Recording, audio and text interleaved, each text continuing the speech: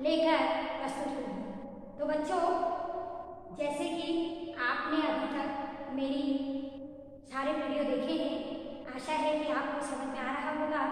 तो बच्चों, ये जो हमारा चैप्टर है पाठ 4 माटी वाली, ये लेखक ने टिहरी बांध जब बना उस टाइम कई लोगों को अपने अपने घरों से बेघर होना पड़ा, यानी कि उनकी जो पुश्तैनी जमीन थी उसे छोड़कर दूसरी जगह पर जाना पड़ा, क्योंकि टिहरी बांध का जो पानी था, जो बांध बन रहा था, उसका पानी पूरे शहर को डुबो ले गया। तो उसी से माटी वाली ये जो चैप्टर है, इसमें एक मिट्टी बेचने वाली बूढ़ी स्त्री की कहानी है। वह किस तरह गरीबी के कारण अपने पति का लालन पालन कर रही है और जगह जगह लाल मिट्टी बेचती हुई अपने पति का लालन पोषण कर रही है। और अब उसे उस स्थान को खाली करना है, क्योंकि टिहरी बांध का जो पानी है वो शहर के आधे हिस्से में आ चुका है।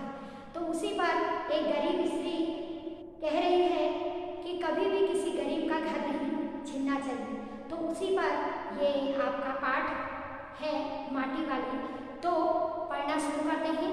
माटी वाली पाठ का सारांश पढ़ना शुरू करते हैं। माटी वाली विद्यासागर नौटियाल। शहर के सेमल का तप्पड़ मोहल्ले की ओर बने आखिरी घर की खोली में पहुंचकर उसने दोनों हाथों की मदद से अपने सिर पर धरा बोझा नीचे उतारा। मिट्टी से भरा एक कंटर, माटी वाली यानी कि मिट्टी बेचने वाली। टिहरी शहर में शायद ऐसा कोई घर नहीं होगा जिसे वह न जानती हो या जहां उसे न जानते हों।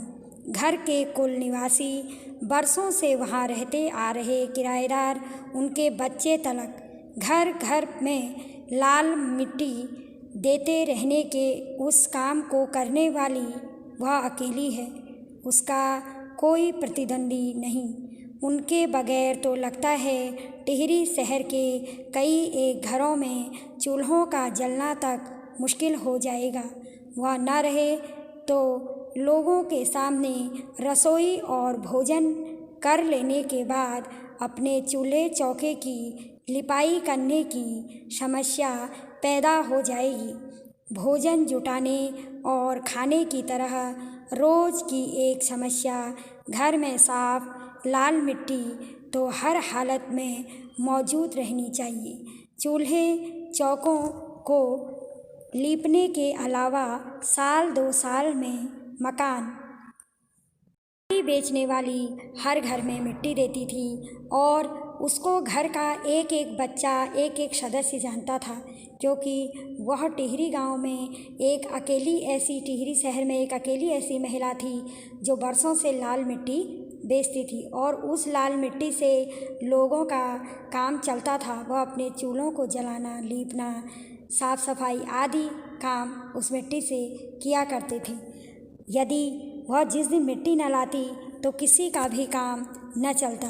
इस कारण टिहरी शहर का हर व्यक्ति, हर बच्चा, हर किराएदार उसको जानता था।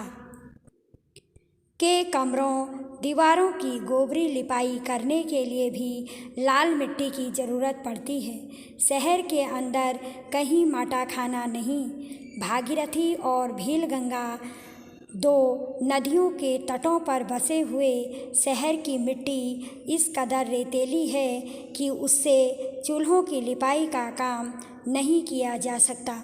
आने वाले नए नए किराएदार भी एक बार अपने घर के आंगन में उसे देख लेते तो अपने आप माटी वाली के ग्राहक बन जाते।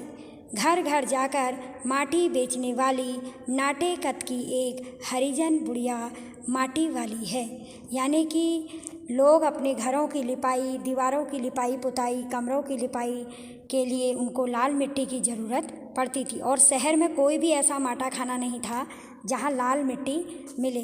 तो मिट्टी वाली बहुत ही मेहनत से भागीरथी और भीलगंगा पर, जो 2 नदियों के बीच में जो बसा ये शहर था, यहाँ हमेशा मिट्टी रेतीली हुआ करती थी जिससे चूल्हों की लिपाई नहीं की जा सकती थी।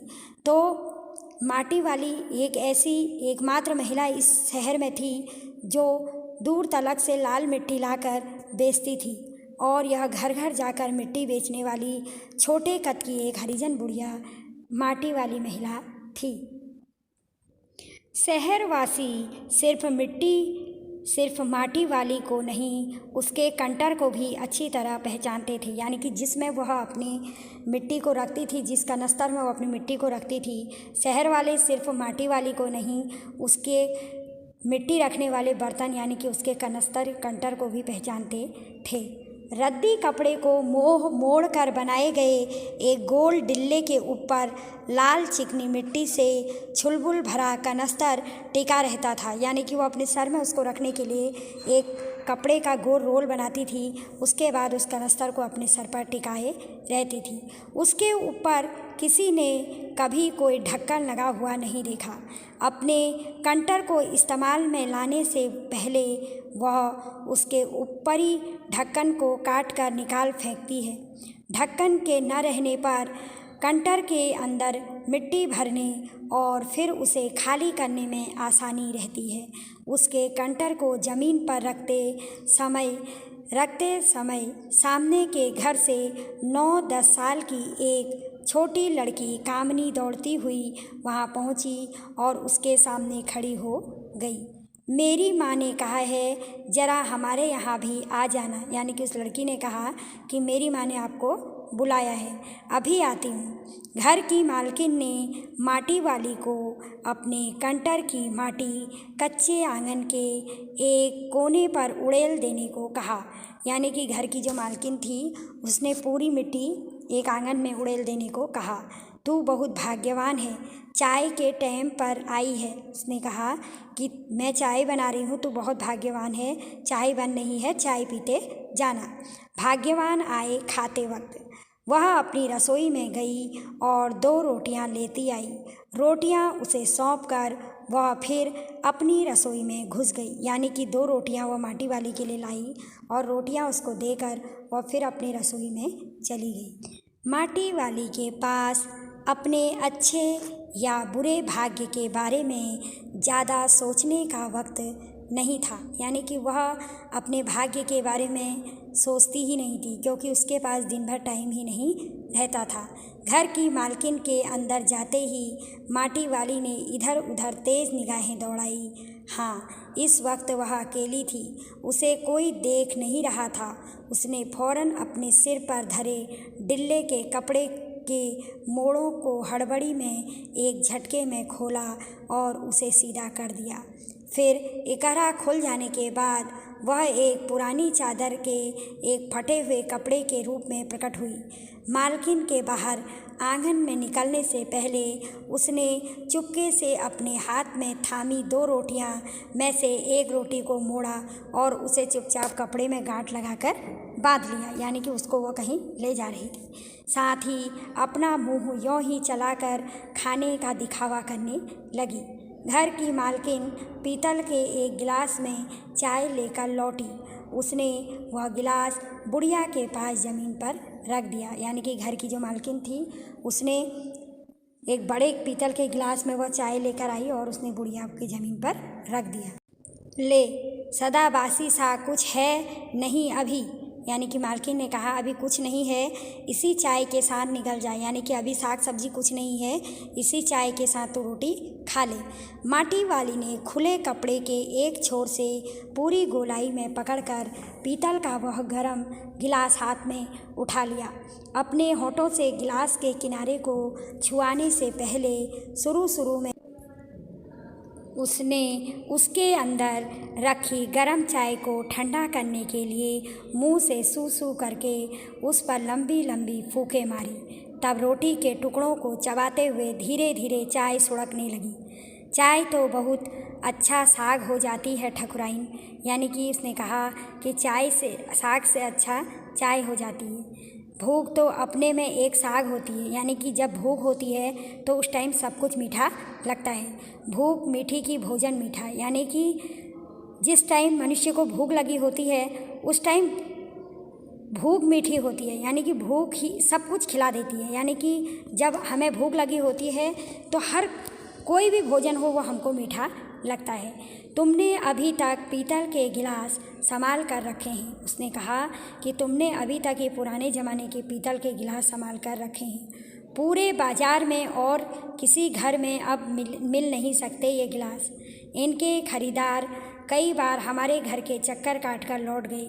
पुरखों की गाढ़ी कमाई से हासिल की गई चीज़ों को हराम के भाव बेचने को मेरा दिल गवाह नहीं करता। यानी कि उसने कहा कि जो हमारे पूर्वजों के ये बर्तन हैं, इनको वैसे ही दाम में बेचने को मेरा मन नहीं करता। हमें क्या मालूम कैसे तंगी के दिनों में अपनी जीभ पर कोई स्वादिष्ट चटपटी चीज़ रखने के बजाय मन मसोस कर 2-2 पैसे जमा कर उन्होंने ये गिलास खरीदे होंगे। यानी कि उसने अपने पूर्वजों की बात बताते हुए कहा कि आज हम इनको किसी भी मोल पर बेच देते हैं क्योंकि हमें इनकी आवश्यकता नहीं है, लेकिन उस समय हमारे पुरखों ने कितनी आर्थिक तंगी में इन गिलासों को लिया होगा। मुझे यह सोचकर मेरा मन इनको बेचने के लिए गवाही नहीं देता, क्योंकि यह हमारे पुरखों की गाढ़ी कमाई है। करते रहने के बाद खरीदी होगी उन्होंने ये तमाम चीज़ें जिनकी हमारे लोगों की नज़रों में अब कोई कीमत नहीं रह गई है। बाज़ार में जाकर पीतल का भाव पूछो ज़रा, दाम सुनकर दिमाग चकराने लगता है। और ये व्यापारी हमारे घरों से हराम के भाव इकट्ठा कर ले जाते हैं। तमाम बर्तन भाड़े कांसे के बर्तन भी गायब हो गए हैं सब घरों से। यानी कि उसने कहा कि आज इनका कोई कीमत नहीं रह गई है, लेकिन जब हम बाज़ार में जाते हैं, हम पीतल का भाव मालूम करते हैं तो बहुत ज़्यादा हैं, सर चकरा जाता है। लेकिन ये व्यापारी हमारे घरों से आकर इनको वैसे ही भाव में ख़रीद कर ले जाते हैं और हम आराम से इन्हें दे देते हैं, जो कि गलत है। इतनी लंबी बात नहीं सोचते बाकी लोग। उसने कहा कि मेरी तरह और लोग इतनी लंबी बात नहीं सोचते। अब जिस घर में जाओ वहाँ या तो स्टील के भांडे दिखाई देते हैं या फिर कांच और चीनी मिट्टी के। अपनी चीज़ का मोह बहुत बुरा होता है। मैं तो सोचकर पागल हो जाती हूँ कि अब इस उम्र में इस शहर को छोड़कर हम जाएंगे कहाँ। यानी कि उसने कहा मुझे तो ये भी बुरा लगता है कि जब टिहरी शहर पूरा बांध बनने के कारण डूब जाएगा, हमें ये जगह छोड़नी पड़ेगी, तो फिर हम कहाँ जाएंगे। ठकुराइन जी जो ज़मीन जायदादों के मालिक हैं वे तो कहीं ना कहीं ठिकाने पर जाएंगे ही, पर मैं सोचती हूँ मेरा क्या होगा, मेरी तरफ देखने वाला तो कोई भी नहीं। यानी कि उसने कहा जिसके पास ज़मीन जायदाद है वो तो कहीं भी चले जाएंगे, लेकिन हम जैसे गरीब जिनके पास कोई ठिकाना नहीं है, हम कहाँ जाएंगे। चाय ख़त्म कर माटी वाली ने एक हाथ में अपना कपड़ा उठाया, दूसरे में खाली कंटर और खोली से बाहर निकलकर सामने के घर में चली गई। उस घर में भी कल हर हालत में मिट्टी ले आने के आदेश के साथ उसे 2 रोटियां मिल गई। यानी कि वहाँ भी उसको 2 रोटियां मिली। उन्हें भी उसने अपने कपड़े के एक दूसरे छोर में बांध लिया। लोग जाने तो जाने कि वह ये रोटियां अपने बूढ़े के लिए ले जा रही है। यानी कि घर में उसका जो पति है वो बीमार है, सोया हुआ है बिस्तर पर, तो वह आज वो रोटियां उसको मिली, वह अपने बूढ़े के लिए वो रोटियां ले जा रही है। उसके घर पहुंचते ही अशक्त बूढ़ा कातर नज़रों से उसकी ओर देखने लगता है, क्योंकि जैसे ही वो घर जाती है तो भूख से उसका जो आदमी है वो उसकी ओर को देखने लगता है। वह घर में रसोई बनने का इंतज़ार करने लगता है। आज वह घर पहुंचते ही 3 रोटियां अपने बुड्ढे के हवाले कर देगी। यानी कि आज उसको 2 जगह से रोटी मिल गई थी, तो वह सोच रही है कि आज वह 3 रोटियां अपने पति को दे देगी। रोटियों को देखते ही चेहरा खिल उठेगा बूढ़े का। उसने कहा कि जैसे ही मैं रोटियां अपने बूढ़े को दूंगी तो उसका चेहरा खिल उठेगा, साथ में ऐसा भी बोल देगी साग तो कुछ है नहीं अभी, और अब उसे सवाल जवाब सुनाई देगा, भूख मीठी की भोजन मीठा। उसका गांव शहर के इतना पास भी नहीं है, कितना ही तेज़ चलो फिर भी घर पहुंचने में 1 घंटा लग जाता है। रोज़ सुबह निकल जाती है वह अपने घर से पूरा दिन माटा खाना में मिट्टी खोदने, फिर विभिन्न स्थानों में फैले घरों तक उसे ले जाने के लिए। यानी कि घर इतना नज़दीक नहीं है, 1 घंटा उसके घर से घर जाने में लग जाता है। तो वह रोज़ सवेरे 1 घंटा पहले निकल कर माटा खाना से मिट्टी खोदती है, फिर उसी लाल मिट्टी को लोगों के घरों तक पहुंचाती है। ढोने में बीत जाता है। घर पहुंचने से पहले रात उसको घिरने लगती है। उसके पास अपना कोई खेत नहीं, ज़मीन का एक भी टुकड़ा नहीं। झोपड़ी जिसमें वह गुजारा करती है गांव के एक ठाकुर की ज़मीन पर खड़ी है। उसकी ज़मीन पर रहने की एवज़ में उस भले आदमी के घर पर भी माटी वाली को कई तरह के कामों की बेगार करनी होती है। नहीं, आज वह एक गठरी में बदल गए अपने बुड्ढे को कोरी रोटियां नहीं देगी। उसने कहा कि आज मैं अपने बुड्ढे को सब्जी के साथ ही रोटी दूंगी। माटी बेचने से हुई आमदनी से उसने 1 पाव प्याज खरीद लिया। प्याज को कूटकर वह उन्हें जल्दी जल्दी तल लेगी और बुड्ढे को पहले रोटियां खिलाएगी ही नहीं, सब्जी तैयार होते ही परोस देगी। यानी कि आज उसने यह प्रण किया कि आज मैं अपने बुड्ढे को खाली रोटियां नहीं दूंगी। जो मेरी आमदनी हुई है उससे थोड़ा प्याज खरीदा और उसको जल्दी से तल कर रोटियां दूंगी। वह यह सोचते हुए अपने घर को आ रही है। अब वह 2 रोटियां भी नहीं खा सकता, 1 ही रोटी खा पाएगा या हद से 1.5। अब उसे ज़्यादा नहीं पछता। बाकी बची रोटियों से माटी वाली अपना काम चला लेगी। 1 रोटी तो उसके पेट में पहले ही जमा हो चुकी है। मन में यह सब सोचती, हिसाब लगाती वह घर पहुंच गई। यानी कि उन्हीं रोटियों के सोच विचार में गरीबी के कारण वह इतना सोच रही थी कि 1 रोटी का भी उसको हिसाब लगाना पड़ रहा था। तो यह सोचते हुए वह अपने घर को आ रही थी। उसके बुड्ढे को अब रोटी की कोई ज़रूरत नहीं रह गई थी। माटी वाली के पाँवों की आहट सुनकर हमेशा की तरह आज वह चौंका नहीं। उसने अपनी नज़रें उसकी ओर नहीं घुमाई। घबराई हुई माटी वाली ने उसे छूकर देखा। वह अपनी माटी को छोड़कर जा चुका था। यानी कि जैसे ही वह घर पहुंची तो उसने देखा कि आज उसके बुड्ढे ने उसके पाँव की आहट सुनकर कुछ भी नहीं कहा और न उसकी तरफ को देखा। जैसे ही माटी वाली ने उसको छुआ तो देखा कि उसका बुड्ढा यह दुनिया छोड़कर जा चुका था। यानी कि आज वह अपने प्राणों को त्याग चुका था। वह अपनी मिट्टी को छोड़कर जा चुका था। टिहरी बात पुनावास के साहब ने उससे पूछा कि वह रहती कहाँ है। तुम तहसील से अपने घर का प्रमाण पत्र ले आना। मेरी ज़िंदगी तो इस शहर के तमाम घरों में माटी देते गुजर गई साहब। माटी कहाँ से लाती हो? माटा खाना से लाती हूँ माटी। वह माटा खाना चढ़ी है तेरे नाम, अगर है तो हम तेरा नाम लिख देते हैं। माटा खाना तो मेरी रोजी है साहब।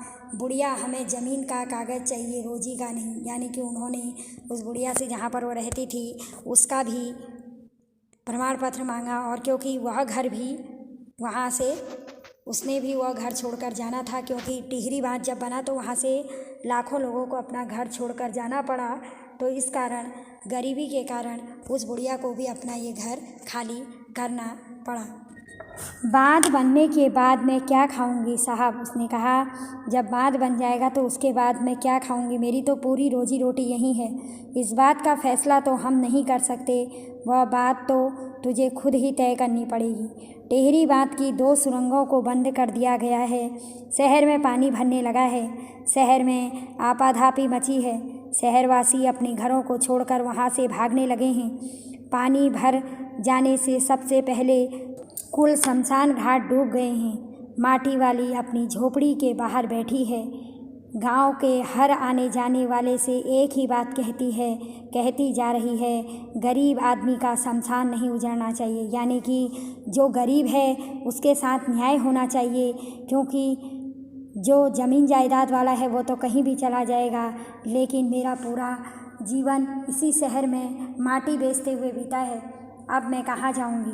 तो इस तरह इस पाठ में माटी वाली के द्वारा यही एक संदेश पहुंचाया जा रहा है कि गरीब आदमी का कभी भी घर नहीं उजड़ना चाहिए।